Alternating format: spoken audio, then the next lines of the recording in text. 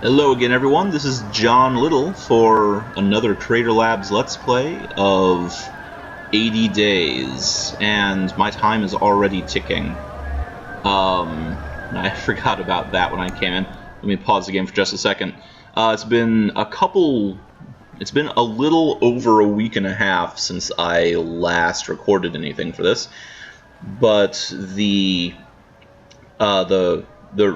it's been an interesting couple of weeks. There were some family issues. I actually got to take my own train, which, reminded me of this game while I was doing it. So, and then real-life situations kept me from getting back to it, and in fact, someone may be arriving soon who will make me have to cut this short, but I just could not delay any longer. So, I'm going to have to take a couple seconds to fumble around to remember what it is that I'm doing. But let's see, 6:32 p.m. We'll probably need to sleep tonight. Market. Long souk. Hooded cloak. Black cloak, the deep hood. Perfect for skulking around it. Ooh, that looks like it could be useful. Ooh, that's worth a lot in Riyadh. And I have engine oil. Bust of Apollo. I feel valuable in Alexandria, Baghdad, and Tehran. There's a lot of stuff here that I really wish that I had, but probably won't do it. Will I go to Berlin by the route that I've taken? I mean, really. Pocket altimeter. Big bits. Loaded dice. Ah, boy. Desert driver's timetable. It's probably pretty useful to me, so I'm not going to get rid of it just yet.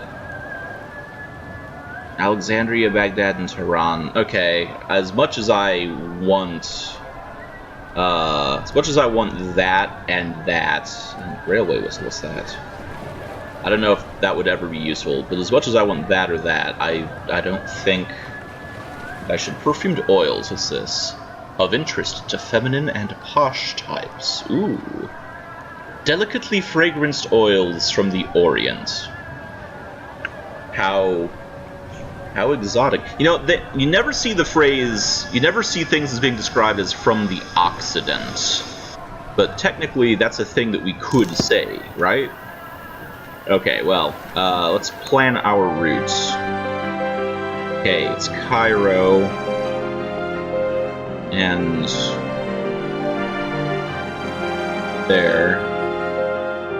We're in Alexandria, Beirut, Cairo, what are you? Suez, Jeddah.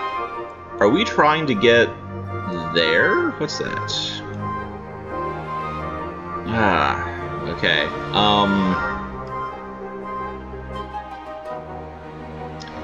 Okay, let's go back to this. Beirut, Cairo. It seems to me there was something I had that would be useful under those circumstances. Riyadh, Beirut. This is a game that it would be better if I was. Can I go back? This departure is not something. Where am I?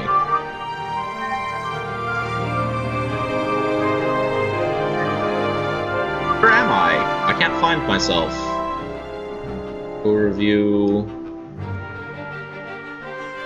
We're in Beirut. Is that where we are? Okay. Well, let's spend the night.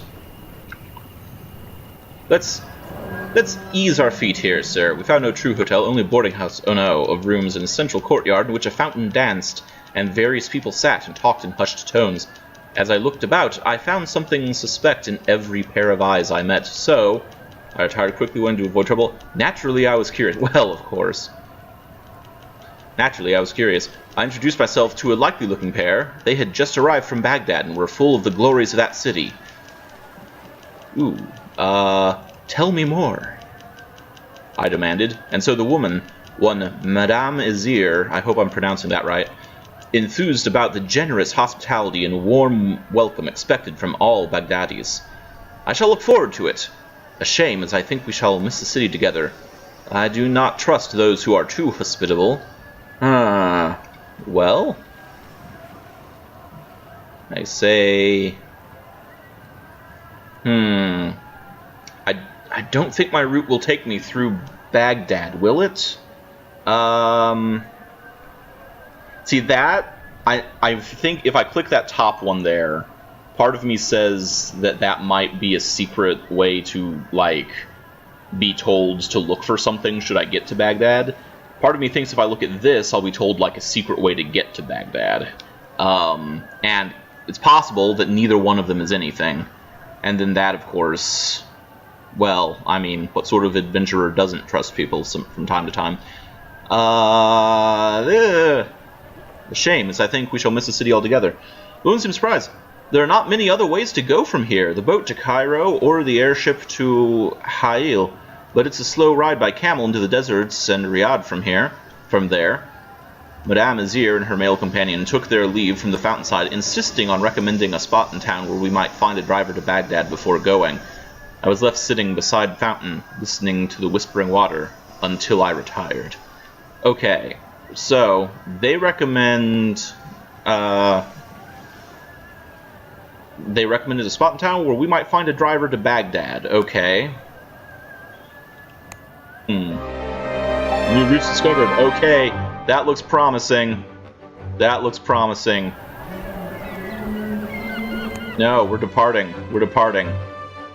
Baghdad arrives tomorrow. Arrives today. And then they both go to Manama. Wait, Riyadh. Open luggage. Open luggage! Open the luggage! Okay. Alright, I'm going to Baghdad. Close the luggage. Let's go to Baghdad. Embark.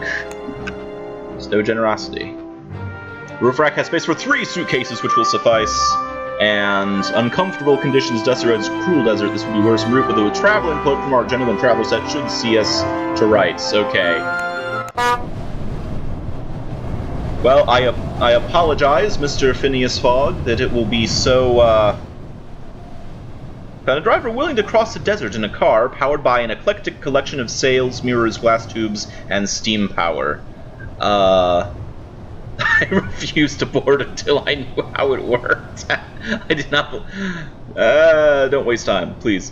I refused to board until I knew how it worked. The last thing we wanted was this strange contraption turning out to be sheer fantasy 300 miles in the deep desert. But the driver was happy to demonstrate, but his description of tubes and pipes rapidly became overcomplex. No, I want to be the one who understands things. Demonstrate how the sunlight heated the fluid in the tubes, which was then forced through narrow gaps containing cog teeth that drove the engine. The liquid was then cooled under the car in the shade by the very movement itself. An ingenious arrangement, I declared, and the driver grinned to show his one tooth and gestured us aboard. The car began to ascend once it was turned on, and then we were off across the sands. Our cash reserves seem to be running low, Passepartout. Okay, perhaps we should, converse. Greetings, Monsieur Driver. Hold on. Okay. Didn't know about Baghdad. Baghdad. Go on.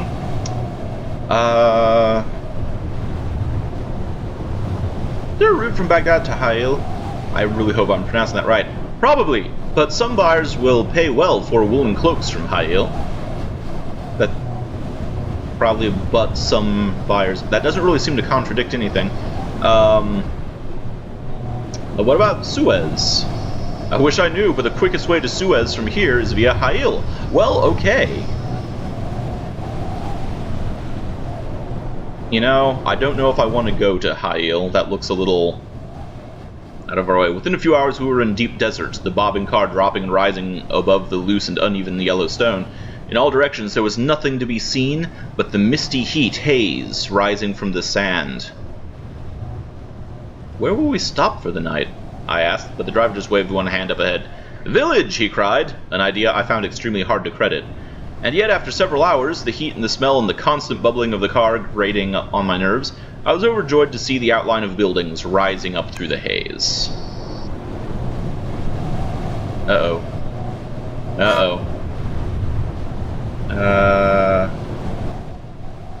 Spent the night feasting on spices and pulses and drinking a dark beer-like drink in the ruined walls of an ancient city. I have no idea of its name or history. None of the inhabitants spoke English, and our driver disappeared within a few moments of our arrival. But we rested well, or I took a moment to explore. Okay. Took a moment to explore the buildings, poking through empty rooms and down long, dusty hallways whose roofs came and went like English clouds. I found nothing but a touch of loneliness, until on my return I lost my way and was faced with a choice of passages. One heading left, one turning right, and no clues as to which way to turn. Let's go right, which I took on a whim. The ancient corridor stretched away from me, and I passed old chipped fountains, as though a river once ran near here. In a dark and forgotten corner, I found a bronze ring, stamped with a single floral character, which I took with me. I found Monsieur Fogg minutes later, already asleep, and gratefully lay down on the other side of the fire, heart still thumping in my chest. The journey the next morning was, by comparison, much easier. I asked about the ruins, and the driver shrugged. Very old indeed, he said. Once a river ran through that city, and for 4,000 years a great empire flourished. What happened to it? He shrugged. The river moved. Some changes cannot be prevented. The domes and towers of Baghdad rose into view, and the sound of chanting drifted across the open plains towards us. Bronze ring should fetch a good price in Merv if we don't find a use for it. Alright, well, we should probably spend the night at the hotel. We'll pass the night here. That doesn't seem to take any money spending. Oh, no, it did. We stayed in Baghdad at the Tio Hotel, owned by one Marcus Tio, a man of most improbably pale skin in these desert climes. You are a foreigner to these parts? You have only recently taken over this place? We're going around the world!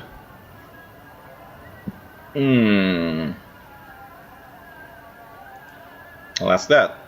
No, indeed, he replied, wiping wine glasses with a small towel as we talked after hours in the hotel bar. Ha-ha! He's got his cleaning glass.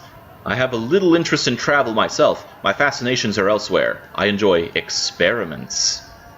Whatever do you mean?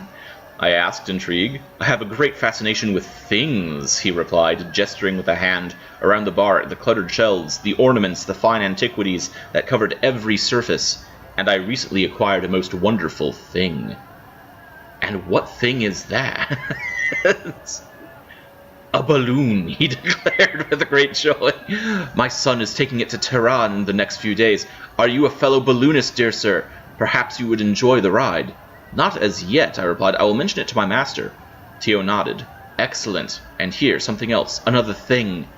I looked on in interest. From a shelf on the wall, he took down a beautifully crafted dagger. This is as old as the city, and very valuable, I'm sure. Please, from me. Oh boy, let me see here.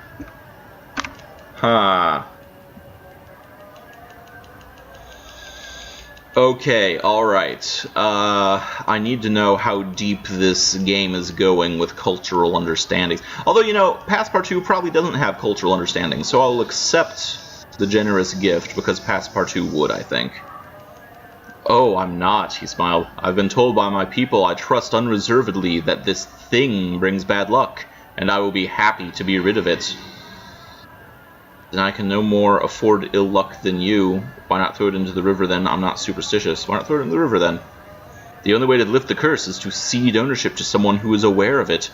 Should I lose it by either design or happenstance, I would be cursed forever. So, Passepartout, will you take it from me? Oh boy. Will I be generous? Okay, I'm not superstitious, and I can no more afford ill luck than you. I don't want bad luck. Do I want to be not superstitious, or do I want to be... Which means okay, I think I'm not superstitious means I'll take it. And then I can no more afford ill luck than you. Probably means I won't take it.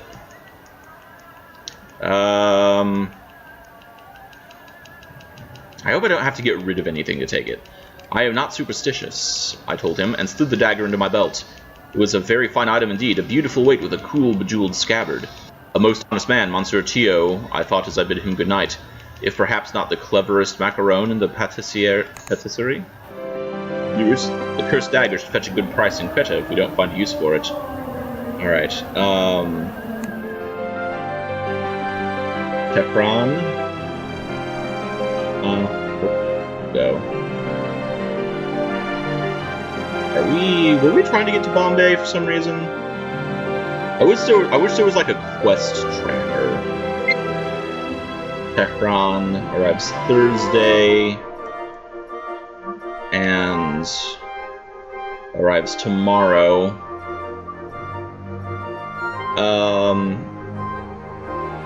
Okay, well let's go back to Baghdad. Market. Install American train timetable. That might be useful at some point. Leather braces. Tehran. Bronze ring and cursed dagger. Okay, well I have an extra one anyway. Ancient stone head. Worth money in Dubai. Driving goggles. American train timetable. Leather gloves. Open road. Ancient stone head. Do I have room for you? And part of the Dusty Road set. Okay, we are pretty full.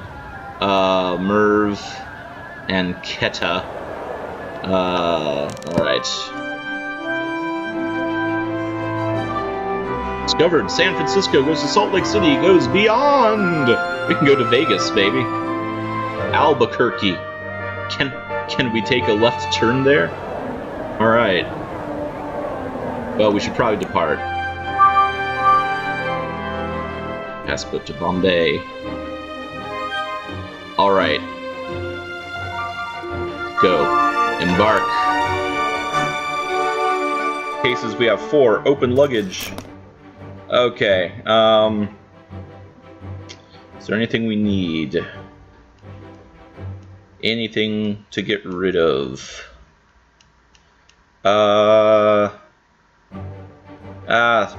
Lousy time traveling. I'm going to sell this, and then this thing can go there. Then we've got the Bust of Apollo, Elastic Wallet, Sophist Ship Times, Leather Braces. I don't know what those will be, but I'll get rid of them. Probably shouldn't have picked that up. Road set, Dusty Road set. Yeah, take these. Go, faster. Okay, I'm gonna sell these. Sold. Cursed dagger. Can't I just keep that on my belt or something? Okay, all right. Let us depart. Nama.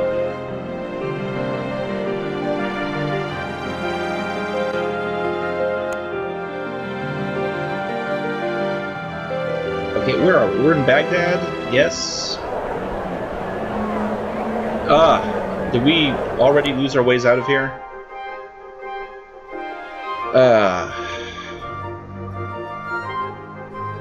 No! I sold the thing that was gonna let us travel. Okay, well, I shouldn't have done that. Well, that's awful. So I'll explore.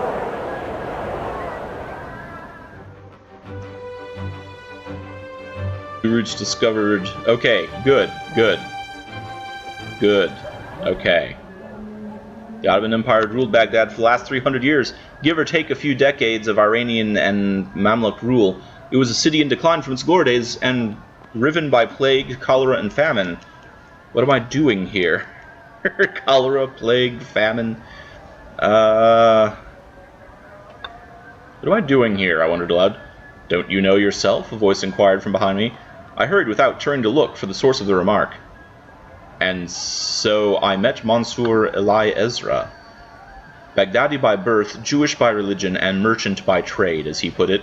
He took me under his wing with a hospitality I had come to associate with my travels in the Middle East with obsequious merchants. Either one. He promised I would enjoy my time in Baghdad, however brief it was. I asked him for advice on how best to travel through. I asked him about his city. I shouldn't have sold those leather braces. Oh, my friend, you should not ask a Baghdadi to extol the virtues of his birthplace. His teeth seemed to gleam eagerly. I could tell you stories for hours. I would prefer to know how best to leave, I muttered, and then smiled to soften my words. Sadly, I am in great haste. Ah, he said, looking rather satisfied. Then I can help you. My sister owns a fleet of airships in Karachi. She can get you to Delhi or Bombay for a price. I thanked Monsieur Ezra for the food and for the advice, and he slapped me on the back and pressed a packet of dates and figs into my hands before I left his home. A most welcoming place, Baghdad. I was almost sorry we did not have more time to spend there. Okay. Well, hotel. We'll pass the night here. Cricket, cricket, cricket. As night fell, I attended to Monsieur Fogg. I helped the kitchen staff clean. I wanted to stretch my legs. I attended to Monsieur Fogg. As night fell, I attended to Monsieur Fogg, ensuring he was comfortable. Relations with Fogg have improved slightly. Good gracious, this is rather more exhausting than I anticipated. Yes, I'm afraid so, Monsieur Fogg. Alright, let's go. Embark. Alright, this is gonna be a huge strain on you, Monsieur Fogg. What? Okay. What do I have? Dates and figs? As much as I want it, no. Hey, Minama. Uncomfortable conditions, dusty roads. Promises to be a wearisome option, but the traveling cloak from our gentleman traveler set should be of some assistance. Go! We found a driver without difficulty and clambered aboard. A 2-day journey, I asked by way of confirmation. 3, the driver replied. How much to make it 2? I demanded. The driver laughed. 300. Ooh, okay, we're getting risky here. I counted out the money. Counted out the money and handed it over. Very good, the driver chirped. Then he stroked the engine, and we were away before we could argue. We can earn a little money through selling some of our possessions. Let's tend to Mr. Fogg. A starched collar, very good indeed. Farabi. The road from Baghdad south took us up on a mountainous ridge that offered spectacular views across desolate lands on either side. This way is often used by camel trains, our driver explained. If we see one, I'll gun the engine and see if we can make them kick. It sounded like entertainment. That seemed like a very gentlemanly way to behave. I'll do that. A matter which I pointed out in no uncertain terms. But the driver would not be persuaded. Camels are nasty creatures, he replied, and those who live with them, they're nasty creatures too. If we meet one, you'll see. Thankfully, we did not. Alright, I'm getting close to the point where I think that I should probably sign off for a little bit. So, I'm going to cut this video right here, and I will see you the next time I again attempt to get through in 80 days.